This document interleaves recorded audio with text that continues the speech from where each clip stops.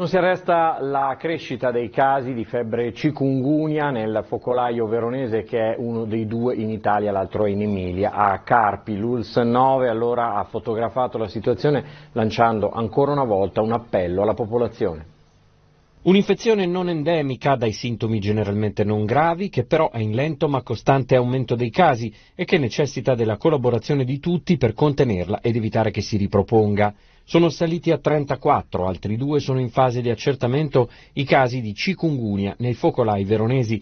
Nessuno degli attuali positivi al virus è ricoverato, ma i numeri spingono l'ULSS Scaligera a fare un punto della situazione e delle misure messe in campo. Presente la direttrice del Dipartimento di Prevenzione della Regione Veneto, Francesca Russo. C'è molta attenzione e stiamo seguendo proprio momento per momento quello che è l'evoluzione, perché nella nostra regione non c'erano mai stati casi di chikungunya, perlomeno autoctona. Il virus si trasmette tramite le zanzare. Le zanzare sono il vettore che porta il virus da una persona infetta a una persona sana e questo diffonde la malattia. Attualmente i focolai risultano essere Pedemonte e Domegliara e li ritroviamo sempre ogni volta che compare un caso nuovo, anche se residente in comuni differenti, scopriamo che effettivamente ha frequentato quelle aree nei giorni scorsi. Si aspetta adesso forse una coda di casi legati a Domegliara e di esposizioni legate a Domegliara, poi si spera ovviamente che la questione si chiuderà. Ma cosa comporta l'infezione?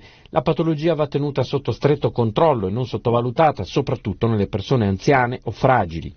Tutti ci dicono di una importante citopatologia di carattere doloroso alle ossa, quindi alcuni alle caviglie e quindi non riescono a camminare, altri non riescono nemmeno a spremere il tubetto di dentifricio e quindi è molto dolorosa. Le azioni intraprese dalla Regione e dall'ULSS sono la ripetizione dei trattamenti nei comuni interessati, gli interventi porta a porta mediante ditte specializzate nelle zone dei contagi, il rafforzamento delle bonifiche specialmente prima di sagre o feste di piazza, oltre alle informazioni a tutti i medici di famiglia. Ma la differenza può farla solo il comportamento responsabile dei cittadini. L'appello è quello di intanto comprendere che siamo in una situazione delicata che dobbiamo affrontare e che il loro ruolo è fondamentale. Quindi l'acqua stagnante deve essere tolta perché è lì che si formano e si proliferano le zanzare. Quindi vasi, sottovasi, anche al cimitero i vasi con l'acqua stagnante devono essere rimossi.